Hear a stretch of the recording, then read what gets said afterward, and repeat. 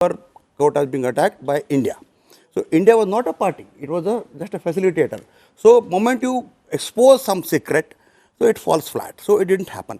But now, having learned that lesson, they just don't want any country in that region to possess nuclear bomb because their survival is at stake. That's why they're doing it. But Chambi sir ಹೇಳ್ತಾ ಇದ್ದಾಗೆ ಈಗ ಎಲ್ಲೂ ಕೂಡ Iran nuclear weapon ನ ಮಾಡೋ ಹತ್ರಕ್ಕೂ ಹೋಗಿರ್ಲಿಲ್ಲ ಅನ್ನೋ ಇನ್ಫಾರ್ಮೇಶನ್ಗಳು ಬಂದ ಮೇಲೂ ಕೂಡ ಇಸ್ರೇಲ್ ಇಷ್ಟೊಂದು ಕಾನ್ಶಿಯಸ್ ಆಗಿ ಅದರಲ್ಲೂ ಇಷ್ಟು ದೊಡ್ಡ ಪ್ರಮಾಣದಲ್ಲಿ ಯುದ್ಧ ಸಾರೋ ಪರಿಸ್ಥಿತಿಗೆ ಯಾಕೆ ಹೋಯ್ತು ಅಂತ ಹೇಳಿ ಅದಕ್ಕೆ ಒಂದೇ ಎರಡೇ ಸೆಂಟೆನ್ಸ್ ಹೇಳ್ಬಿಡ್ತೀನಿ. ಕೆಲವೊಂದಷ್ಟು information which is private to the neighbor is not known to us, and it will not be available in open domain. And America tried to contain them through the International Nuclear Energy Commission and all that, but the clandestinely they enriched uranium up to 60%, and they were going critical. There's something called critical mass. You have to enrich uranium to the grade of 70, 75 to 80%, then only it will become fissile material. They are about to reach that. So that's why America sensed that. They have got CIA and the best of the best agencies, and Israel Mossad is one. They know the pulse of everybody. Sorry. So they realized that they are going critical, and that's how it was attacked. Now, second time they try to stop, but now the religious sentiments are so high there. Everybody wants that to, like Pakistan, they are all surviving on nuclear threat, nuclear blackmail. Similarly, they want to have that in Iran because it is an Islamic bomb. So they didn't want this bomb to develop, and that's the reason Israel attacked. ಸರಿ ಸಫಾನ್ ಅವರೇ, ಈ ನಾನು ಕಾರ್ಯಕ್ರಮದ ಪ್ರಾರಂಭದಲ್ಲಿ ಹೇಳ್ತಾ ಇದ್ದೆ, ಈ on ground ಯುದ್ಧ ಎಷ್ಟು ಜೋರಾಗಿ ನಡೀತಾ ಇದೆಯೋ ಬ್ಯಾಟಲ್ ಆಫ್ ನರೇಟಿವ್ಸ್ ಕೂಡ ಅಷ್ಟೇ ಜೋರಾಗಿ ನಡೀತಾ ಇದೆ ಅಂತ ಹೇಳಿ ಸಾಕಷ್ಟು ಫೂಟೇಜಸ್ ಅಂದ್ರೆ ವಿಡಿಯೋಗಳು ಸಾಮಾಜಿಕ ಜಾಲತಾಣದಲ್ಲಿ ಬರ್ತಾ ಇರುತ್ತೆ, ನಮ್ಮ ಮೀಡಿಯಾ ಹೌಸಸ್ ಕೂಡ ಸಿಗ್ತಾ ಇರುತ್ತೆ. ಆದ್ರೆ ವಾಸ್ತವವಾಗಿ ಕಂಡೀಷನ್ ಹೇಗಿದೆ ಅಂತ ಹೇಳಿ ಅಲ್ಲಿದ್ದ ತಮ್ಮಂತವರಿಂದ ಮಾತ್ರ ಮಾಹಿತಿ ಖಚಿತವಾಗಿ ಸಿಗ್ಲಿಕ್ಕೆ ಸಾಧ್ಯ. ನಮಗೆ ದೃಶ್ಯಗಳಲ್ಲಿ ಏನ್ ಕಾಣ್ಲಿಕ್ಕೆ ಸಿಗ್ತಾ ಇದೆ ಅಷ್ಟೇ ತೀವ್ರವಾಗಿ ಇದೆಯಾ ಯುದ್ಧದ ಪರಿಣಾಮಗಳು? ತಾವು ಬಹ್ರೈನ್ನಲ್ಲಿ ಇದ್ದ ಸಂದರ್ಭದಲ್ಲಿ ಯಾವ ರೀತಿ ಇತ್ತು ಪರಿಸ್ಥಿತಿ, ಈಗೇನ್ ಮಾಹಿತಿ ಸಿಗ್ತಿದೆ, ಅಲ್ಲಿನ ಕಂಡೀಷನ್ ಹೇಗಿದೆ ಅಂತ ಹೇಳಿ ಇದನ್ನ ಹಂಚ್ಕೊಳ್ಬಹುದಾ? Yes, definitely madam. ಆಕ್ಚುಲಿ ನಾವು ಅದನ್ನೆಲ್ಲ ಕಣ್ಣಾರೆ ಕಂಡವರು. ಇಲ್ಲಿ ಇವಾಗ ಟಿವಿ ಚರ್ಚೆಯಲ್ಲಿ ಅವರು ಮಾತನಾಡಿರೋದು ಸರಿಯಾಗಿ ಇದೆ. ಯಾವ ತರ ಅಮೆರಿಕದ ಒಂದು ಬಾಲಿಶತನ ಏನೋ ಅವರು ವಿಶ್ವದಲ್ಲಿ ಅವರದೇ ಆದಂತಹ ಒಂದು ದೊಡ್ಡನನ್ನಾಗಿ ಮೆರೆಬೇಕು ಅನ್ನುವಂತ ಅವರ ಇದು. ಸೊ ಆಕ್ಚುಲಿ ಇದರಲ್ಲಿ ನಾನಿವಾಗ ಬಹ್ರೈನ್ ನಲ್ಲಿ ಲಾಸ್ಟ್ ಒಂದು 2 days ಬ್ಯಾಕ್ ನಾನು ಬಂದಿರೋದು. ಅದು ಬಂದ ಒಂದು ಪರಿಸ್ಥಿತಿ ನೋಡಿದ್ರೆ ನಿಮ್ಗೆ ಅಯ್ಯೋ ಅನಿಸ್ಬಹುದು. ಒಂದು ಸ್ವಿಫ್ಟ್ ಕಾರ್ ತೆಗೆಯುವಷ್ಟರ ಮಟ್ಟಿಗೆ ಖರ್ಚು ಮಾಡಿ ಬಂದಿರೋದು ಇಲ್ಲಿಗೆ.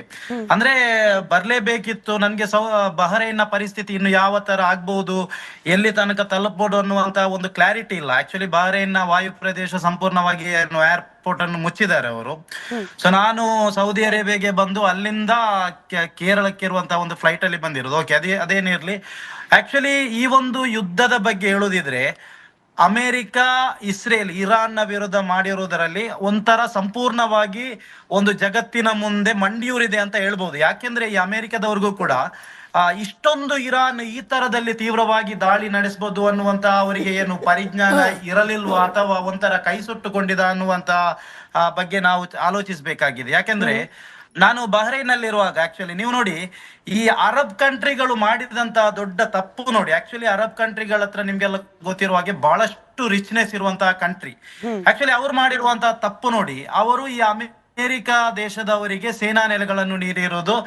ಯಾಕೆಂದ್ರೆ ಒಂದು ಅವರಿಗೆ ಏನಾದ್ರೂ ವಿಶ್ವದಲ್ಲಿ ಏನು ಯುದ್ಧ ಮಾಡ್ಬೇಕಿದ್ರೆ ಅಲ್ಲಿಂದ ಅವರು ಏನು ದಾಳಿ ಮಾಡ್ತಾರೆ. ಎರಡನೇದಾಗಿ ಅವರು ಎಲ್ಲೆಲ್ಲಿ ಕಂಟ್ರಿಗಳಲ್ಲಿ ಅವರ ಬೇಸ್ ಇದೆ, ಸೇನಾ ನೆಲೆಗಳಿದೆ, ಆ ಕಂಟ್ರಿಯನ್ನು ಅವರು ಸೇಫ್ ಮಾಡ್ತಾರೆ ಅನ್ನುವಂತ ಏನು ಅವರ ಬಾಂಡಿಂಗ್ ಮುಖಾಂತರ ಅವ್ರು ಕೊಟ್ಟಿರೋದು. ಆಕ್ಚುಲಿ ಇವಾಗ ಬಹ್ರೈನ್ಗೆ ಕೂಡ ಬಹ್ರೈನ್ ನಲ್ಲಿ ಅಮೆರಿಕ ಸೇನಾ ನೆಲೆಗಳನ್ನು ಅವರನ್ನು ಸಾಕುವುದು ಯಾರಂದ್ರೆ ಬಹ್ರೈನ್ನ ಗೌರ್ಮೆಂಟ್ ಅಲ್ಲಿನ ಸೋಲ್ಜರ್ಸ್ ಗಳಿಗಾಗಿರ್ಬೋದು, ಅಲ್ಲಿನ ಎಲ್ಲಾ ಖರ್ಚು ವೆಚ್ಚಗಳನ್ನ ನೋಡುದು. ಯಾಕೆಂದ್ರೆ ಸಿಂಪ್ಲಿ ರೀಸನ್ ಆ ಕಂಟ್ರಿಗೆ ಪ್ರೊಟೆಕ್ಟಿವ್ ಯಾರಂದ್ರೆ ಇದು ಅಮೆರಿಕನ್ ಏನು ಸೇನಾ ನೆಲೆಗಳು, ಅಮೆರಿಕನ್ ಸೋಲ್ಜರ್ಸ್. ಇವಾಗ ನೋಡಿ ಏನಾಗಿದೆ ಪರಿಸ್ಥಿತಿ ಬಹ್ರೈನ್ ನಲ್ಲಿ ನೋಡಿ. ಅವರ ಇವಾಗ ಎಕ್ಸಾಂಪಲ್ ಬಹ್ರೈನ್ ನಲ್ಲಿರುವಂತಹ ಏನು ಅವರ ನೇವಿ ಏನಿದೆ ಸಂಪೂರ್ಣವಾಗಿ ಸುಟ್ಟು ಕರಕಲ ಆಗಿದೆ.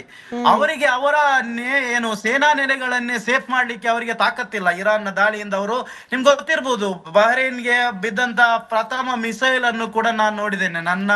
ನಾವಿರುವಂತಹ ಫ್ಲಾಟ್ ನ ಸುಮಾರು 1-2 ಕಿಲೋಮೀಟರ್ ಹತ್ತಿರದಲ್ಲೇ ಬೇಸ್ ಇದ್ದದೆ. ಆಕ್ಚುಲಿ ಆ ಫಸ್ಟ್ ಬಿದ್ದಂತ ಮಿಸೈಲ್ ಅಲ್ಲಿನ ಏನು ದೊಡ್ಡ ಮಟ್ಟದ ರೇಡರ್ ಅನ್ನು ಧ್ವಂಸ ಮಾಡಿದೆ ಆಕ್ಚುಲಿ. ಆ ಜಾಗವನ್ನು ಕೂಡ ನಾವು ಹೈವೇಯಲ್ಲಿ ಹೋಗುವಾಗ ನೋಡಿದ್ದೇವೆ. ಬಹುಶಃ ಒಂದು ಒಂದು ಪೀಸ್ ಕೂಡ ಅಲ್ಲಿ ಸರಿಯಾಗಿ ಅವರಿಗೆ ಸಿಗ್ಲಿಕ್ಕಿಲ್ಲ, ಅಷ್ಟೊಂದು ಸುಟ್ಟು ಕರಕಲಾಗಿರ್ಬೋದು. ಇವಾಗ ನೋಡಿ, ಅಮೆರಿಕ ಸೇನಾ ನೆಲೆಗಳಿಗೆ ಅವರಿಗೆ ಅಲ್ಲಿಂದ ಇರಾನ್ ಮೇಲೆ ದಾಳಿ ನಡೆಸಲಿಕ್ಕೆ ಆಗಿಲ್ಲ ಸಮರ್ಥವಾಗಿ, ಗಲ್ಫ್ ಕಂಟ್ರಿಗಳನ್ನು ಸೇಫ್ ಮಾಡ್ಲಿಕ್ಕೆ ಆಗಿಲ್ಲ ಅಂದ್ರೆ ಇದರಲ್ಲಿ ಆಕ್ಚುಲಿ ಮೂರ್ಖರಾಗಿರುವುದು ಒಂದು ಒಂದು ಅರಬ್ ಕಂಟ್ರಿಗಳು. ಎರಡನೇದು ಇರಾನ್ ಜಗತ್ತಿಗೆ ಏನು ತೋರಿಸಿಕೊಟ್ಟಿದೆ ಗೊತ್ತಾ? ಅವ್ರು ಹೇಳ್ತಾ ಇದ್ರು ನಮ್ಮನ್ನು ದಾಳಿ ಮಾಡಿದ್ರೆ ನಾವು ಬಿಡಲ್ಲ ಆಕ್ಚುಲಿ ಅಂತ. ಇದರ ಕುತಂತ್ರ ಬುದ್ಧಿ ಅವರು ಈ ಮುಂಚೆ ಮಾತನಾಡಿದ್ರಲ್ಲ, ಅವ್ರು ಹೇಳಿರ್ತಾರ ಇಸ್ರೇಲ್ ಒಂಥರ ಒತ್ತಡ ಹಾಕಿತ್ತು ಅಮೆರಿಕದ ಮೇಲೆ, ನಾವು ಜೊತೆಯಾಗಿ ದಾಳಿ ನಡೆಸುವಂತ. ನೋಡಿ, ಇವಾಗ ಯಾರು ಕೂಡ ಕನ್ಸಲ್ಲಿ ಊಹಿಸಿರ್ಲಿಕ್ಕಿಲ್ಲ ಇರಾನ್ ಈ ಮಟ್ಟಿಗೆ ದಾಳಿ ಮಾಡಬಹುದು. ಎಲ್ಲರಿಗೂ ಹೇಳಿಸಿದೆ ಅಮೆರಿಕ 1-2-3 ದಿನಗಳ ನಂತರ ಏನು ನಾವು ಯುದ್ಧ ನಿಲ್ಲಿಸಬಹುದು ಅಂತ. ಅಲ್ಲಿ ನಿಮ್ಗೆ ಗೊತ್ತಿರ್ಬೋದು, ಮುಜ್ತಬಾ ಕಾಮಿನಿ, ಇವಾಗ ಆಯತುಲ್ಲಾ ಕಾಮಿನಿ ಅವರ ಮಗ ಒಂದು ಹೇಳಿಕೆ ಕೊಟ್ಟಿದ್ದಾರೆ. ಅದು ನಾವೆಲ್ಲ ಇಂಟರ್ನ್ಯಾಷನಲ್ ನ್ಯೂಸ್ ಚಾನೆಲ್ ಅಲ್ಲಿ ನೋಡಿ ಗೊತ್ತಾಗಿರೋದು. ಆಕ್ಚುಲಿ ಅವ್ರು ಏನ್ ಹೇಳಿರೋದು ಗೊತ್ತಾ? ಅವ್ರು ಹೇಳಿರೋದು ಯುದ್ಧ ನೀವು ಶುರು ಮಾಡಿರೋದು ನೀವು, ಇನ್ನು ನಿಲ್ಲಿಸಬೇಕಾಗಿರೋದು ನಾವು ಅಂತೇಳಿ. ನೀವು ಇಮ್ಯಾಜಿನ್ ಮಾಡಿ, ನಾವು ಮಾತನಾಡೋ ತರಲ್ಲ ಇರಾನ್ನವರ ಅಲ್ಲಿನ ನಾಗರಿಕರ ಸೋಲ್ಜರ್ಸ್ ನವರ ಮೈಂಡ್ ಸೆಟ್. ಆಕ್ಚುಲಿ ನಾನೊಬ್ಬ ಮುಸಲ್ಮಾನನಾಗಿ ಕೂಡ ಹೇಳ್ತಾ ಇದ್ದಾರೆ, ಯಾಕೆಂದ್ರೆ ನಮ್ಗೆ ವೆರಿ ಕ್ಲಿಯರ್ ಪಿಕ್ಚರ್. ಅವರು ತುಂಬಾ ಇರಾನಿಯನ್ಸ್ ಎಲ್ಲ ನಮ್ಗೆ ತುಂಬಾ ನೋಡ್ಲಿಕ್ಕೆ ಸಿಗ್ತಾರೆ ಅರಬ್ ಕಂಟ್ರಿಯಲ್ಲೆಲ್ಲ. ಅವ್ರ ಹತ್ರ ನಾವೆಲ್ಲ ಮಾತನಾಡುವಾಗ ಅವ್ರು ಹೇಳುದು ನಾವೆಲ್ಲ ಬೈಯತ್ ಮಾಡಿರೋದು ಅಂತ. ಬೈಯತ್ ಅಂದ್ರೆ ನಾವು ಆ ದೇವನನ್ನು ಮಾತ್ರ, ಅಲ್ಲಾಹನನ್ನು ಮಾತ್ರ ನಾವು ಭಯಪಡುವುದು. ಇನ್ನು ಅಮೆರಿಕ ಆಗಿರ್ಲಿ, ಅಮೆರಿಕದಂತ ಇನ್ನೊಂದು 50 ಕಂಟ್ರಿ ಬಂದ್ರು ಕೂಡ ನಾವು ಹುತಾತ್ಮರಾಗ್ತೇವೆ, ಅದು ಬಿಟ್ಟು ಗುಲಾಮಗಿರಿಗೆ ನಾವು ಸಿದ್ಧರಿಲ್ಲ ಅನ್ನುವಂತಹ ಮಾತನ್ನು ಅವರು ಆಡುದು. ನೀವು ನೋಡಿ, ಅವರ ನಾನು ಪ್ರಶ್ನೆ ಕೇಳ್ತಾ ಇದ್ದೀನಿ. ಇನಿಷಿಯಲ್ ಹೆಂಗಾಗೋಗಿತ್ತು ಅಂದ್ರೆ ಇದು ಸುನ್ನಿ ರಾಷ್ಟ್ರಗಳ ಮೇಲೂ ಕೂಡ ಶಿಯಾ ರಾಷ್ಟ್ರವಾಗಿರುವ ಇರಾನ್ ಯುದ್ಧಕ್ಕೆ ನಿಂತು ಬಿಟ್ಟಿದೆಯಾ, ಅಟ್ಯಾಕ್ ಮಾಡ್ತಿದ್ಯಲ್ಲ ಅನ್ನೋ ರೀತಿಯಲ್ಲಿ ಆಗಿತ್ತು. But this is not only Shia Sunni, this is for beyond, ಅದನ್ನು ಮೀರಿ ಮುಂದುವರೆದು ಬಿಟ್ಟಿದೆ ಅಂತ ಹೇಳಿದು. ಇಲ್ಲ, ಇದು ಆಕ್ಚುಲಿ ನೋಡಿ, ಇದುವರೆಗೂ ನಾನು ಹೇಳಿದೆ ಬಹ್ರೈನ್ನಲ್ಲಿ ಸುಮಾರು 2 ವಾರದಿಂದ ಅವರು ದಾಳಿ ನಡೆಸ್ತಾ ಇದ್ದಾರೆ. ಇದುವರೆಗೂ ಅವರು ದಾಳಿ ನಡೆಸಿರುವುದರಲ್ಲಿ ಯಾವುದೇ ಅಪ್ಪಿತಪ್ಪಿ ಕೂಡ ಜನವಸತಿ ಇರುವಂತಹ ಪ್ರದೇಶಕ್ಕೆ ಅವರಿಂದ ಒಂದೇ ಮಿಸೈಲ್ ಕೂಡ ಅವರ ಮಿಸೈಲ್ ಹಾನಿ ಮಾಡಿಲ್ಲ. ಅದನ್ನು ನಾವು ಕರೆಕ್ಟ್ ಆಗಿ ಅರ್ಥ ಮಾಡ್ಕೊಳ್ಬೇಕು. ಬಹ್ರೈನ್ನಲ್ಲಿ ನೋಡಿ, ಸಾವಿರಾರು ಗಗನಚುಂಬಿ ಕಟ್ಟಡಗಳಿದೆ, 5 ಸ್ಟಾರ್ ಹೋಟೆಲ್ಗಳಿದೆ. ಅವರು ದಾಳಿ ಮಾಡಿರುವ ಹೋಟೆಲ್ಗಳ ಬಗ್ಗೆ ಅದನ್ನೇ ನಮ್ಗೆ ಇಮಿಡಿಯೇಟ್ಲಿ ಮಾಹಿತಿ ಸಿಗ್ತದೆ ಬಹ್ರೈನ್ನ ಅಧಿಕೃತ ನ್ಯೂಸ್ ಚಾನೆಲ್ಗಳಿಂದ.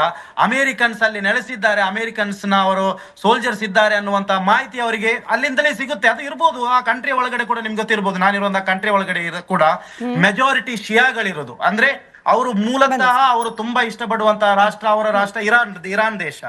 ನೋಡಿ, ಅಲ್ಲಿ ಇದುವರೆಗೂ ಕೂಡ ಮತ್ತೆ ಈ ಅಮೆರಿಕದ ಇಸ್ರೇಲ್ ನ ಒಂದು ಉದ್ದೇಶ ಏನ್ ಗೊತ್ತಾ? ಈ ಯುದ್ಧವನ್ನು ಗಲ್ಫ್ ರಾಷ್ಟ್ರಗಳಿಗೆ ಇರಾನ್ ದಾಳಿ ಮಾಡುವಾಗ ಇದನ್ನು ಶಿಯಾ ಸುನ್ನಿ ತರ ಮಾಡಿ, ಆ ತರ ಏನು ಅರಬ್ ಕಂಟ್ರಿಗಳಿಂದ ಇರಾನ್ಗೆ ಅಟ್ಯಾಕ್ ಮಾಡೋ ತರ ನಮ್ಗೆ ಮಾಡಬಹುದು ಅನ್ನುವಂತ ಒಂದು ದುರುದ್ದೇಶ ಇತ್ತು. ಆಕ್ಚುಲಿ ಅದು ಇಲ್ಲಿ ಫಲಿಸ್ಲಿಲ್ಲ. ನಿಮ್ಗೆ ಗೊತ್ತಿರ್ಬೋದು, ಇಲ್ಲಿ ಒಂದು ಇಂಪಾರ್ಟೆಂಟ್ ವಿಷಯ, ಗಲ್ಫ್ ಅರಬ್ ದೇಶದ ಯಾವ ದೇಶಗಳು ಕೂಡ ಅಮೆರಿಕಾಗೆ ಅನುಮತಿಯನ್ನು ನೀಡಿಲ್ಲ ಯುದ್ಧಕ್ಕೆ.